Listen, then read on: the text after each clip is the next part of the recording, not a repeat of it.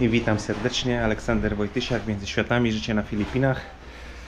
Dziękuję za komentarze, za lajki, za subskrypcje. Chłopaki mieszają beton. Będziemy nadlewać podłogę w kuchni, żeby, tak jak mówiłem, żeby mniej się kurzyła, żeby była na docelowej wysokości pod płytki w przyszłym roku. A tą stronę, muszę zrobić więcej miejsca, trochę, a tą stronę zrobimy w przyszłym roku. Dojdziemy tylko do polu tej nowej części, którą budowaliśmy. Tyle mam materiału akurat na ostatni dzień betonowania sam raz. Nie zajmie nam całego dnia, więc myślę, że jeszcze w międzyczasie, jak już skończymy, wwieziemy trochę materiału, którego nie będziemy już używać, do wujka, bo u mnie to zniszczeje, szczególnie te płyty fenylowe, a może u wujka ktoś to wykorzysta. Jeżeli chodzi o Tulfiego, nie chcę wam tego pokazywać na kamerze, bo nie chcę na tym budować swojego obecnego kontentu, żeby codziennie dawać wam update, jak on wygląda, jak on się czuje. No ale nie jest lepiej, nie jest coraz lepiej. Czy jest coraz gorzej? Jest coraz gorzej, ciężko jest go karmić, trzeba mu wmuszać jedzenie strzykawką, kaszkę dla dzieci podawać doustnie, bo nic innego nie jest w stanie zjeść.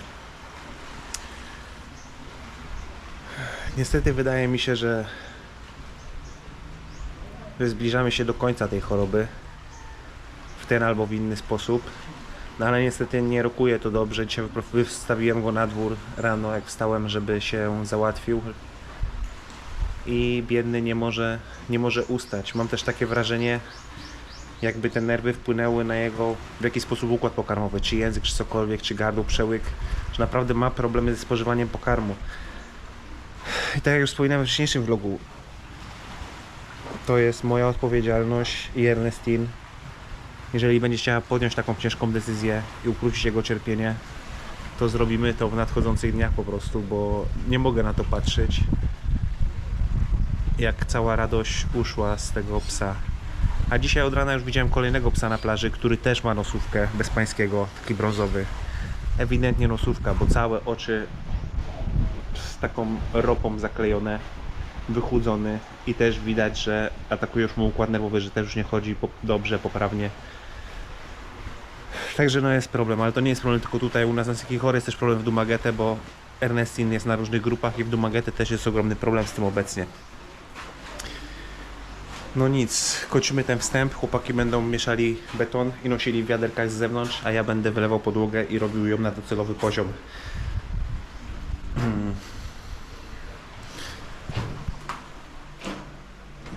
Blat będzie wyglądał tak. Rozszalowałem zlew i zewnętrzną krawędź.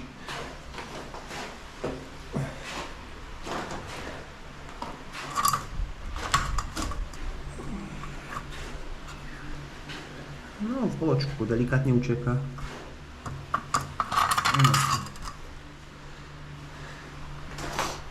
Delikatnie ucieka, ale jest w poziomie. A tutaj? Tutaj też delikatnie. No ale nic. No ale nic, to jest w porządku pod płytki. To jest w porządku pod płytki. Zaczynajmy ten dzień. Gdzie jest...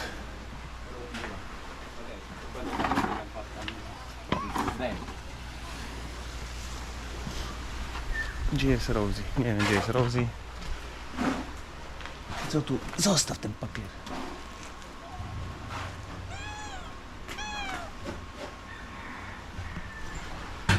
No teraz będzie weekend. O, jest Rosie. Społa panienka. Dobra, chłopaki noszą wiaderka, bierzemy się za lanie. Podłoga wylana. Jeszcze muszę wejść i ją zatrzeć potem, żeby było idealnie. Bo teraz idealnie nie jest. Wszędzie jest pod laser, ale nie jest idealnie. Jak się ją zatrze, to będzie gładziutko. Zaczyna być więcej przestrzeni na zewnątrz. Chłopaki pojechali na przerwę. Tam palą się drewniane odpady, których nie będziemy używać. Nie nadają się do niczego, nie nadają się do wywiezienia do wujka. Część, to co się może przydać, wywozimy po prostu do wujka, bo tutaj zniszczę je przez te pół roku, jak nas nie będzie. Nowe drewno mahoniowe zachowujemy na drugie piętro. To co mi się przyda, zachowujemy. To co już jest jakieś trochę starsze, nie tak jak panowe drewno machoniowe, no to wozimy do wujka, bo tutaj po prostu nie mam też miejsca na składowanie tego tak wiele. Chłopaki jeszcze po przerwie wrócą, będziemy kontynuowali sprzątanie, tak żeby mama przyjechała i nie musiała myśleć o tym, że coś ją będzie tutaj bardzo kłuło w oczy, bardzo męczyło, że coś jest nieładnie. Tutaj posortowane śmieci, mus sprawdza, czy jest dobrze posortowane.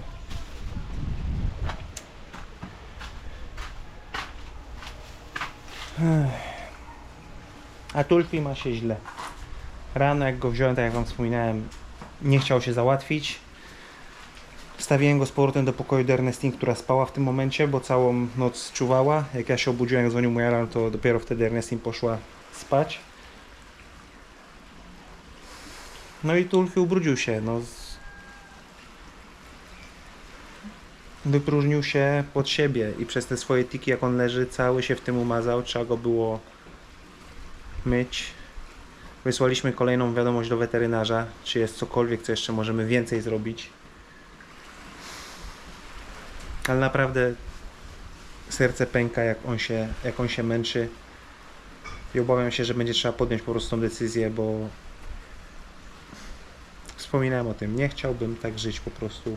To, czego on teraz niestety biedny doświadcza. Masakra. Masakra.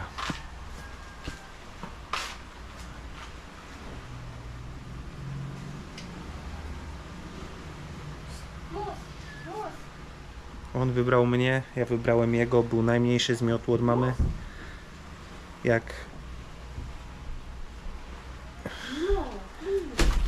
Jak wyszedł ze swojej mamy, to już wtedy myśleli, że jest martwy, bo był najmniejszy i ostatni. Nie spodziewali się, że wyjdzie jeszcze jeden i wyszedł Tulfi, był największym łobuzem i rozrabiaką. I od pierwszego momentu ja sobie wybrałem jego, a on tutaj wybrał mnie. Spędzaliśmy masę czasu wspólnie. Ci, co oglądają od początku, to wiedzą. Czasy jeszcze w Dumaguete, jak zebraliśmy go na plaży jako jedynego z nami. Od początku była wersja, że on jedzie z nami na Siquijor. Potem Rosie została dokoptowana, bo po prostu Ernestine chciała jeszcze Rosie, suszkę.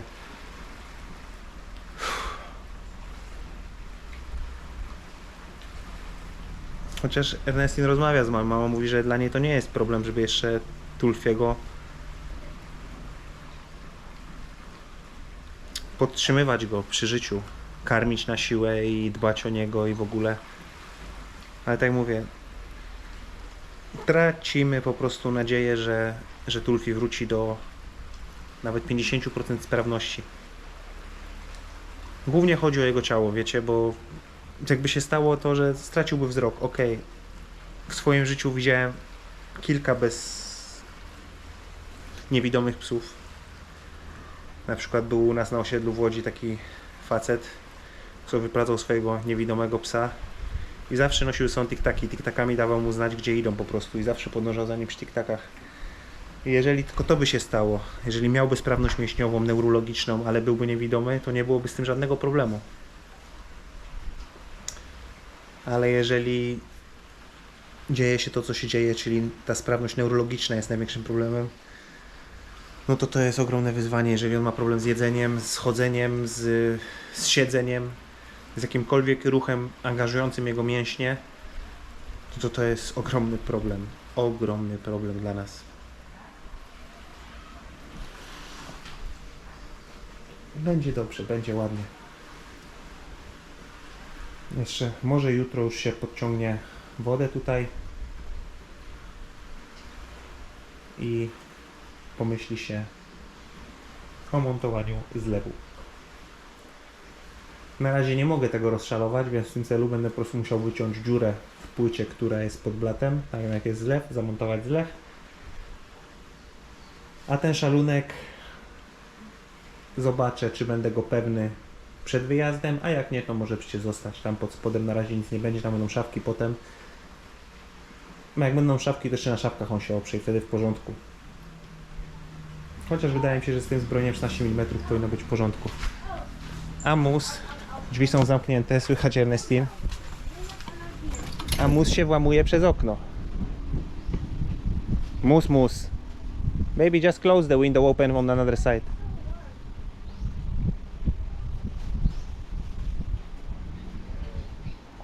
Tam jest jakieś jedzenie Tulfiego, którego Tulfi nie zjadł i dlatego mus po prostu próbuje cały czas wejść do środka. No nic, przerwa. Edytuję w tym momencie filmy, mam zaległe filmy, jest dzisiaj... Co dzisiaj jest? Czwartek. Piątek. A ja edytuję film z poprzedniego piątku. Ale naprawdę nie mam ostatnio głowy, żeby cały ten chaos, który się dzieje, to gonienie z pracą, choroba Tulfiego. Nasze życie jest mocno zdeorganizowane w tym momencie, głównie przez chorobę Tulfiego. Śpimy w oddzielnych sypialniach i Tulfi też, opieka nad nim, wiadomo, to jest normalne, że pochłania czas Ernestin.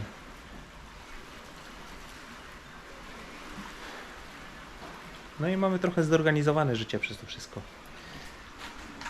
Ale zobaczymy co to będzie. Zobaczymy co to będzie dalej z tym. Podłoga wylana. Muzyka gra, przyjechali sobie z głośnikiem. Robią wylewkę, podłogę. Chłopaki w międzyczasie sprzątają działkę, bo już nie ma za bardzo co robić. A mamy jeszcze trochę dnia roboczego. To posprzątamy, żeby mamy w oczy to nie kuło.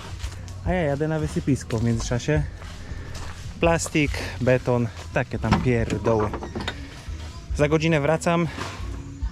No i pewnie jako ukoronowanie projektu będę na koniec zmuszony postawić po prostu piwo, tak jak zwykle to na Filipinach bywa. No ale nic, w drogę jedziemy.